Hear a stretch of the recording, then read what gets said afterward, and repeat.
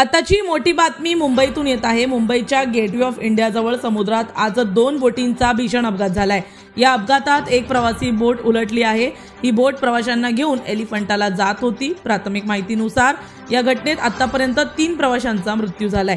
तसेच 20 ते 25 जण अद्यापही अडकले असल्याची माहिती समोर येते। मिळालेल्या माहितीनुसार नीलकमल नावाची फेरी बोट एलिफंटाला जाण्यासाठी निघाली होती।